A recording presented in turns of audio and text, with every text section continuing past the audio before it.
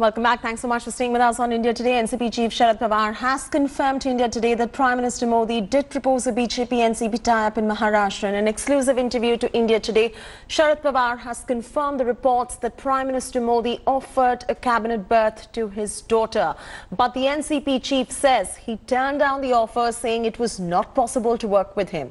Pawar also broke his silence on his nephew, Ajit Pawar's coup, claiming that heated arguments between the NCP and Congress leaders on alliance had forced Ajit Pawar to split.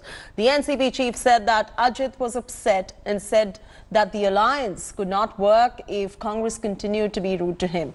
Pawar also said that all was well within the family and Ajit had admitted his mistake. Here's a slice of that exclusive conversation. So now that you have formed a government and we look back, how do you view that entire episode when in the night you were at the Nehru Science Center holding a meeting and you came out and said that there is consensus now on Uddhav Thackeray as the chief ministerial choice of the coalition, and in the night events followed, and in the morning you heard the news that Mr. Fadnavis has been administered the oath, and your nephew and one of the political proteges of yours, that you have brought him up in politics, Ajit Pawar, had become the deputy chief minister. What was that about? Why did that happen? You see, firstly, when I got off at 6 o'clock and I got this message, I was really shocked. Then I had gone in depth. I immediately got off and I took control. And practically within 12 hours, we had control. We have total control. And then Mr. Ajit Pawar also next day came and he withdrew all these things. There is a background. You see, prior to formation of government, there was a discussion, negotiation between Congress and NCP. Yes. And in one of the meetings between Congress and NCP, there was some incidents where my colleagues, NCP colleagues, felt that I am not treated well. On certain issues, I was saying something, Congress leaders were there were saying differences, something. acute differences. Acute differences and serious differences. And practically I was about to leave the place and go. Yeah, we heard there were heated exchanges. And then I left the place. Mr. Praful Patel and others requested me that aap jaiye. We'll sit and we'll try to resolve. And they succeeded to resolve. So that moment, when Ajit has seen that this is happening, Ajit was also Part of the meeting. Part of meeting. So then he told, which I got this information after his action. So he told one or two of my colleagues, that if these colleagues, our other friends are behaving with Mr. Pawar, and even today at this time, so I don't know how this government will survive, how they will be able to work. And I don't think it will be able to work. It's easy to work with this setup. And that's why he left the meeting. But he could have told you. No, but I don't know. I have gone home. I decided not to go to meeting. So he also left after some time.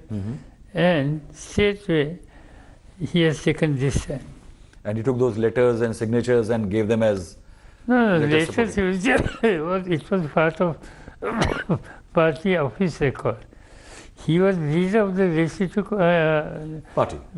That's why everything was with him only. It was, he was rightfully had them. Exactly, and that's why he used that or misused that, handed to Mr. Devendra, and Devendra handed to governor. And I think everything was planned by BJP leadership. But there was being made out that it had your blessings. Because it is also true that you had met on November 20th the Prime Minister. So everybody added 2 and 2 together that Sharad Pawarji's... I had a meeting with Prime Minister for some other reason. And there was a talk, I don't deny. And Prime Minister politely, if a Prime Minister suggested, is it possible to work together? What did you make of it? Working together? Prime Minister said, is it possible to work together? What did he mean? No, basically to work together and work. I should also support India. That was, he has not used the word India, Yeah, yeah. but I can understand that. So I politely said, it's not possible, I am running party, my party is a small party. We fought elections against each other, and it's very unfair from my side if I take such an extreme stand. And I must say, when I insist, I said politely, Prime Minister also himself understood this, and then he stopped. Did he offer that maybe somebody like Supriya can join the government as a minister? That was even last 5 years also, that was desired.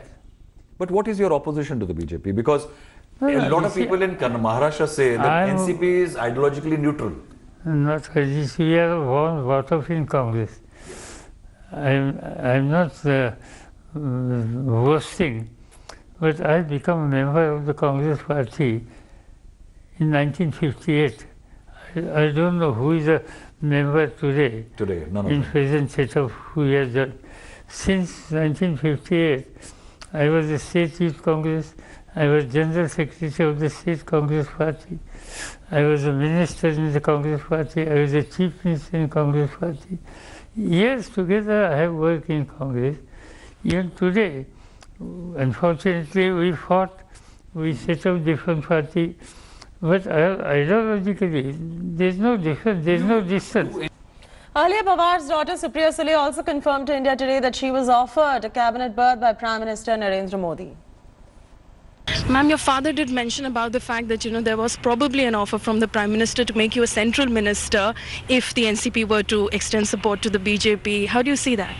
It's very kind and magnanimous of the Honorable Prime Minister to show such faith in me. I appreciate and I'm eternally grateful to the Prime Minister for saying his kind words. But I think very humbly, Mr. Pawar has told him that it's not possible. कि किसी भी हालत में Bharatiya Janata party Maharashtra में शिवसेना का मुख्यमंत्री बनाना नहीं चाहती थी। चाहे एनसीपी को साथ लेंगे, चाहे और किसी को तोड़ेंगे, लेकिन शिवसेना महाराष्ट्र में नहीं रहेगी। इस प्रकार के षड्यंत्र कारस्थान चल रहे थे और शरद पवार साहब को भी उसमें खींचने का एक प्रयोग हुआ, लेकिन पवार साहब उसमें नहीं फंसे। And rape-accused fake godman Nityananda has reportedly created his own country in an island near Ecuador. The country has been named as Kailasa, which according to Nityananda's website has been founded by dispossessed Hindus who have lost the right to practice Hinduism in their countries. The stunning revelation has come amidst claims of Gujarat police that the fake godman might have fled India. The website also goes on to claim that the country has its own passport, its own flag and also its own emblem. Not just that, it claims to have its own government and a temple-based ecosystem as well. Remember, Nityananda is accused of kidnapping children. He is accused of confining them illegally, also accused of rape, and Nityananda is also accused of assault. Last month, we spoke to a former disciple of Nityananda, Sarah Landry. She had confirmed that he is in Ecuador. I believe 100% that Nityananda is in Ecuador now. He was definitely in Ecuador recently, staying in the fishing village of Santa Elena, and he had a team of people with him, including Ranjita Menon, aka Ma Nityananda Mai Swami.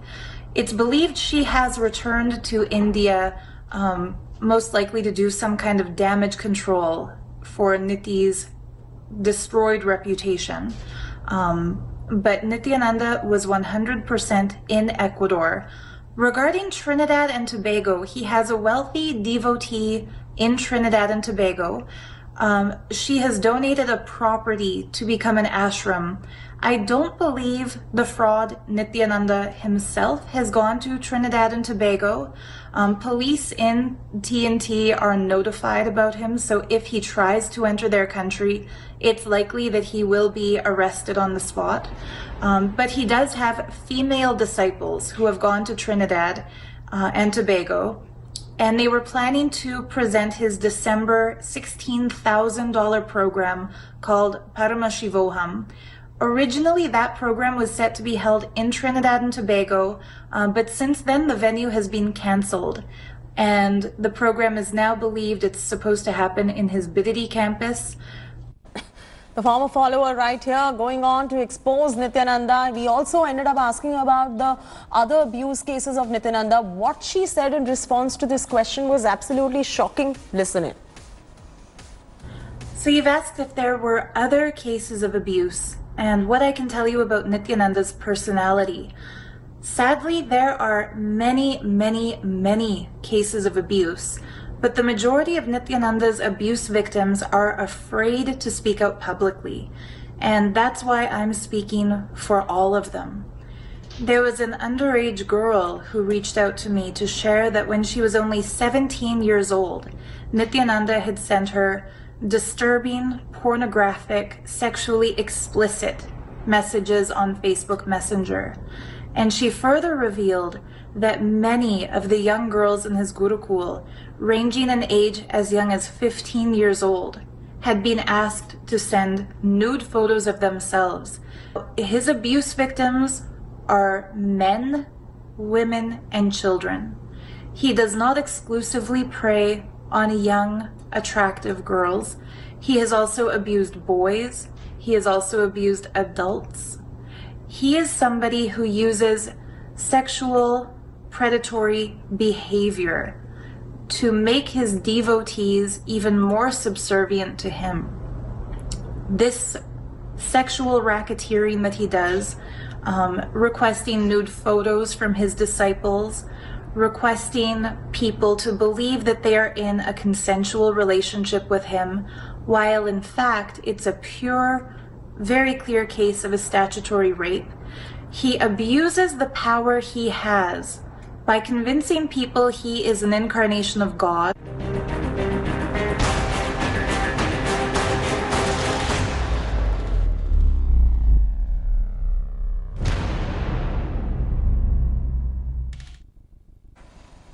Anger over crimes against women is simmering. Delhi Commission for Women Chief Swati Maliwal sat on an indefinite strike at Jantar Mantar protesting against the recent incidents and spate of incidents of rape.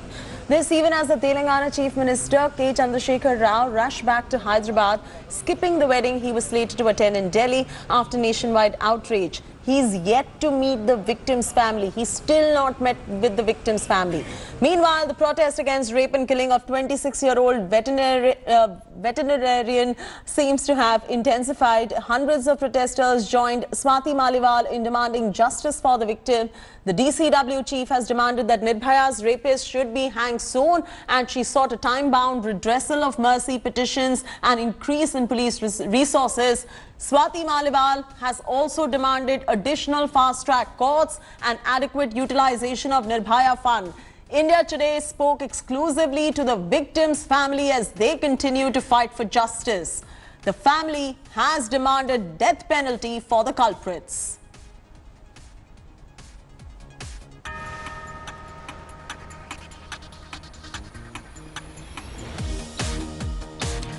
My colleague Pooja Shali is bringing you this report from the crime scene. Here's a look. This is where the 26-year-old doctor who had parked her scooter, which was found punctured, she was pretentiously approached for help and then was dragged into this isolated location and gang raped and then brutally murdered as well. Now the crime spot has been sealed for now. Barricades have been put up. Police personnel are deployed as well. Remember, however, 3 policemen have also been suspended. The family had alleged that the missing complaint was not filed in time, despite them approaching after her phone had been switched off. Now the 4 men who have been apprehended under the charges of 376D, which is gang rape, 302 murder and 201 destruction of evidence. That is because the body had been burnt and found charred at the Rangareddy district by a cleaner. So therefore, gory details of this incident have now surfaced. It has sent shockwaves across the country, protests breaking out in Delhi and also in Bengal. But importantly, beyond the case, it is also about the family now that's left without a daughter. They're also in shock, but they're at least now hopeful of some justice knocking at their door. Importantly, will the politicians step up for women's security across the country? Reporting from Hyderabad, Telangana with Sanjay Kumar, Pooja Shali for India Today. Thanks Thanks for watching the video. For more such news and updates, please like, share and subscribe to India Today. Also check out our other great videos from our channel. We know you will love to.